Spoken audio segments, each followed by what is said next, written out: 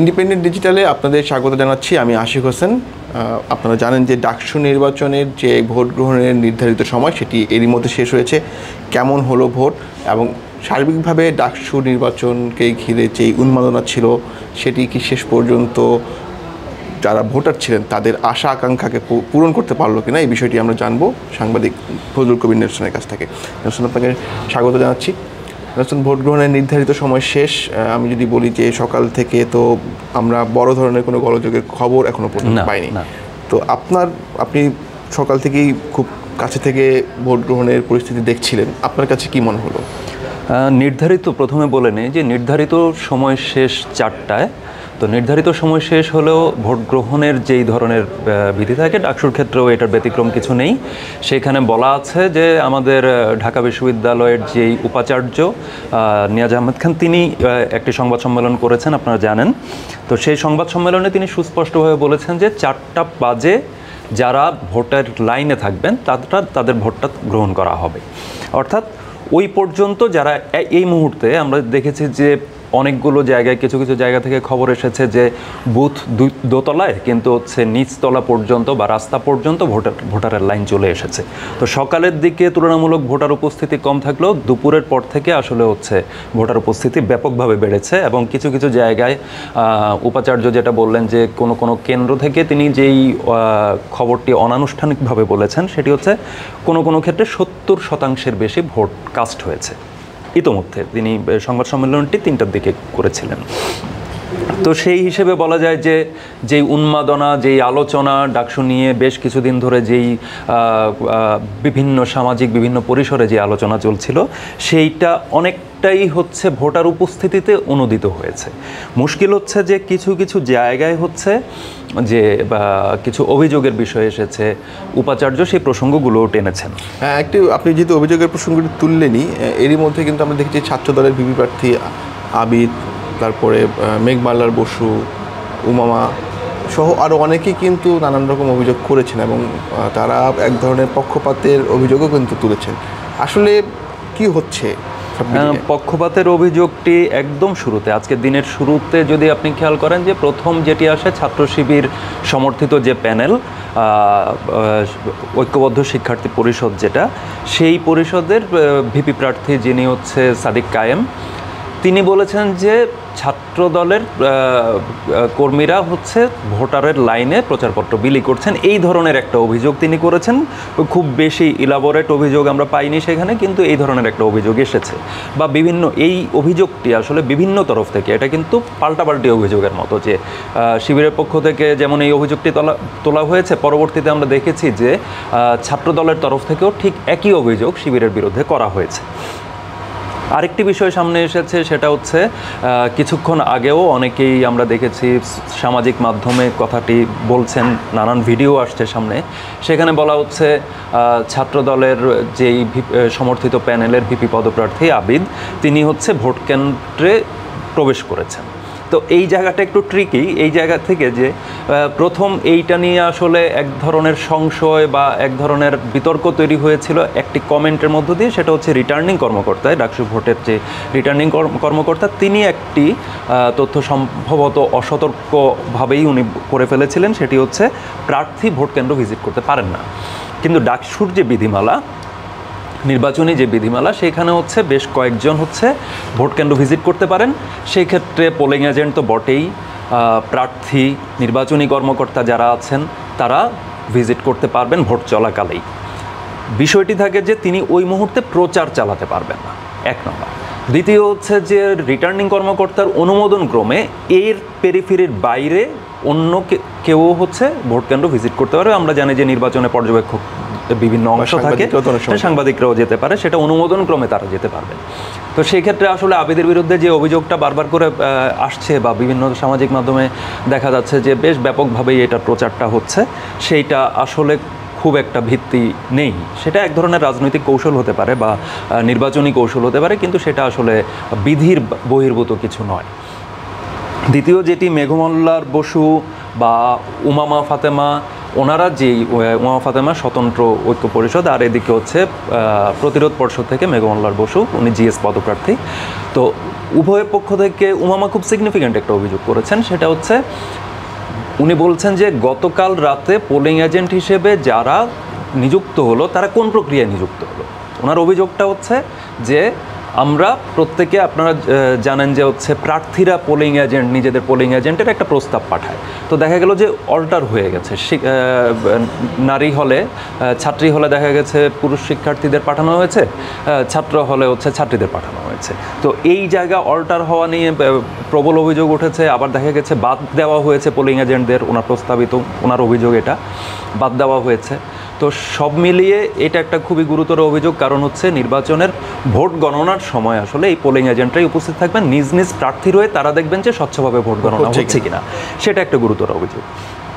আরেকটি অভিযোগ মেঘমল্লার, যেটি আমরা খুবই যে শঙ্কাটা ছিল, যেটি কারণে হচ্ছে 3 স্তরের নিরাপত্তা ব্যবস্থা করা হয়েছে, যে কোনো কিছু ঘটে কিনা, কোনো ধরনের অপ্রীতিকর কিছু এখন পর্যন্ত ঘটেনি। এটা খুবই সাধুবাদ দেওয়ার বিষয়। ঢাকা বিশ্ববিদ্যালয় কর্তৃপক্ষকে এজন্য অবশ্যই সাধুবাদ দিতে হবে, শিক্ষার্থীদেরও দিতে হবে যে তারা সুশৃঙ্খলভাবে ভোট দিয়েছে। কিন্তু একটি বিষয় কিন্তু সামনে এসেছে, সেটি হচ্ছে গণ্ডগোলের ভয়ে লোক কমছে। মেঘমল্লার একটি পোস্ট করেছেন এবং তিনি এর পাশাপাশি আহ্বান করেছেন যে আপনারা এড়িয়ে যাবেন না, ভোটাররা আসুন, যেই জিতুক আপনারা নিজেদের ভোট দিয়ে জয় পরাজয় নিশ্চিত। মেঘমাল্লার যেই অভিযোগটি করলেন, যে একটা শঙ্কার কথা তিনি আসলে জানিয়েছেন যে গণ্ডগোল বা কোনো ধরনের সহিংসতা হয় কিনা, তো আপনার কাছে কি মনে হয়? এখন পর্যন্ত তো আপনি নিজেও বলছিলেন যে এখন পর্যন্ত আমরা দেখেছি কিন্তু বড় ধরনের কোনো সমস্যা হয় নাই।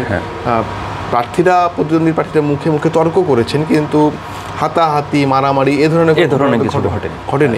এটাও এক ধরনের, আপনি যে ঠিকই বলেছেন যে এত বড় একটা বিশ্ববিদ্যালয়ে এত একটা খুবই গুরুত্বপূর্ণ একটি নির্বাচন হচ্ছে, সেই নির্বাচনে এই ধরনের ঘটনা না হওয়ার জন্য অবশ্যই বিশ্ববিদ্যালয় প্রশাসন প্রশংসার দাবি রাখেন। পাশাপাশি প্রার্থীরাও নিশ্চয়ই যে সংযত আচরণ করছেন তাদেরকে ধন্যবাদ দিতে হয়।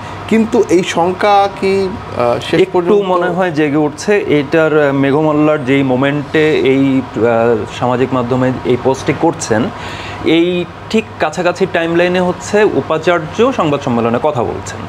আমরা উপাচার্যের কথা কখনো কখনো একটু ঢেকে যাচ্ছে বা চাপা পড়ে যাচ্ছে, স্লোগান আমরা শুনতে পাচ্ছি ওই সময়, বেশ জোরালো কিছু স্লোগান তখন হচ্ছে ব্যাকগ্রাউন্ড থেকে আসছে। আমরা স্লোগানে ওইখানে আসলে কতজন উপস্থিত, কতজন স্লোগান দিচ্ছেন সেটা আমরা দেখছি না, বা স্লোগানটা সেভাবে সুস্পষ্টভাবে কানেও পৌঁছাচ্ছে না, কিন্তু একটা হট্টগোলের আবহ আমরা টের পাচ্ছি সেখানে। এর পাশাপাশি আরেকটি যেই জায়গা আমরা দেখতে পাচ্ছি সেটা হচ্ছে আবিদ এর পক্ষ থেকে, মেঘমল্লারের পক্ষ থেকে বা এর পক্ষ থেকে আপনি জানেন যে কার্জন হলে একটি ঘটনা ঘটেছে, একজন ভোটার গিয়েছেন, তাকে 2টি ব্যালট দেওয়া হয়েছে, বলা হচ্ছে অসতর্ক অবস্থায় 2টি ব্যালট দেওয়া হয়েছিল। প্রার্থীও এতে তেমন কোনো অভিযোগ করেননি, পরে তাকে হচ্ছে 1টি ব্যালট দেওয়া হয়, তিনি ভোট দিয়ে আসেন। যে নির্বাচনী কর্মকর্তা বা যিনি দায়িত্বে ছিলেন তাকে তৎক্ষণাৎ হচ্ছে সেখান থেকে সরিয়ে দেওয়া হয়। বিশ্ববিদ্যালয় কর্তৃপক্ষ খুব তাৎক্ষণিকভাবে পদক্ষেপটি নিয়েছেন। কিন্তু এরপরে আরেকটি ঘটনা ঘটে, সেটা হচ্ছে রোকেয়া হলের যে কেন্দ্র টিএসসিতে, সেই টিএসসি কেন্দ্রের মধ্যে যেটি পাওয়া যায় সেটি হচ্ছে সিল দেওয়া ব্যালট পাওয়া যায়। তো সেখানে তাৎক্ষণিকভাবে সেখানকার দায়িত্বশীল কর্মকর্তাকে অবহিত করার পর তিনি বললেন যে ভোটার নিজে যাওয়ার পর কিছুক্ষণ পরে এসে এটা উনিই মেরে এসেছেন কিনা এটা জানেন না। আবিদ আরেকটি অভিযোগ করেছেন, সেটি হচ্ছে কিছু কিছু জায়গায় সরাসরি হচ্ছে ছাত্র শিবির সমর্থিত প্যানেলের দিকেই অভিযোগ যে জিএস এবং হচ্ছে ভিপি পদে আগে থেকে মার্ক করা আছে, বাকিগুলো হয়তো সিল দেওয়া নেই, কিন্তু এই 2টি পদে আগে থেকে মার্ক করা ব্যালট পাওয়া গেছে। আরেকটি গুরুতর অভিযোগ যেটি উঠেছে সেটি হচ্ছে যে বুথের ভেতরে ছাত্র শিবির সমর্থিত প্যানেলের তালিকা রেখে দেওয়া আছে, অর্থাৎ এটা কিন্তু আসলে গাইড করা ভোটারকে। তো এই জায়গাগুলো নিয়ে উপাচার্য মহোদয় যেটা বললেন যে আমাদের সিসি ক্যামেরার কাভারেজ আছে, সিসি ক্যামেরা দিয়ে আমরা এটা পর্যবেক্ষণ করব, যদি এরকম কিছু থাকে ব্যবস্থা নেব। আশা করি ব্যবস্থাটা হবে, কিন্তু এই অভিযোগগুলো কিন্তু খুব গুরুতর। একটা স্বচ্ছ ভোট যেটা হচ্ছে বারবার করে বিশ্ববিদ্যালয় প্রশাসন অঙ্গীকার করছে, বারবার করে জানান দিচ্ছে যে আমরা স্বচ্ছ ভোট করতে চাই।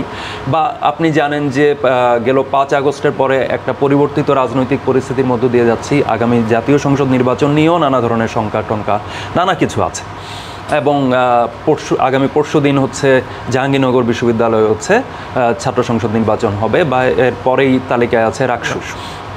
সো আমরা ডাকসুর মধ্য দিয়ে বলা যায় যে একটা নির্বাচনী আবহের ভিতরে প্রবেশ করলাম। মোস্তফা সরোয়ার ফারুকী অবশ্য আজকে বলেছেন যে বাংলাদেশ নির্বাচনের ট্রেনে উঠে পড়লো।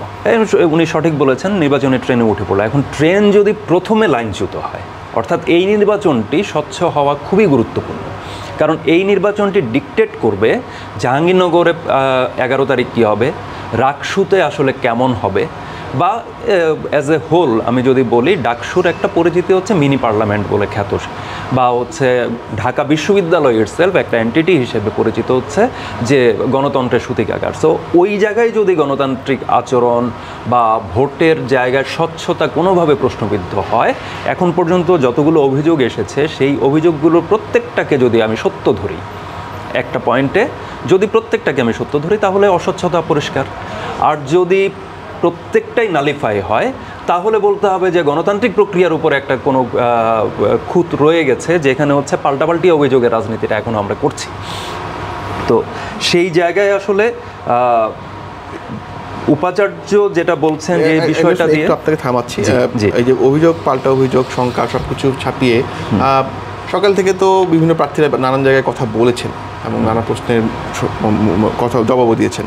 তো তারা আসলে কি বলছেন যে ভোটে তো জয় পরাজয় থাকবে, কেউ জিতবে হয়তো বা কেউ জয়ী হয়ে আসবে, কেউ হয়তো হতে পারবে না। তো সেক্ষেত্রে তারা কি ভোটের ফল মেনে নিতে প্রস্তুত?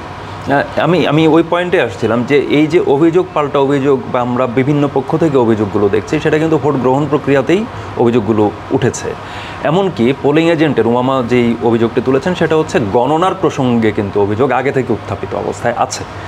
সুতরাং যখন গণনার পরে শঙ্কাটা যেখানে তৈরি হচ্ছে যে গণনার পরে কেউ না কেউ তো নির্বাচিত হবে, কেউ না কেউ জয়ী হবে, তাহলে বাকি যারা অভিযোগ তুলে বসে থাকলো, যিনি জয়ী হলেন তার অভিযোগটি ওই সময় মিনিমাইজ হয়ে গেল, তিনি তো জয়ী হয়েছেন। বাকি যারা হলেন না তাদের অভিযোগগুলো তো তখন প্রবল হবে।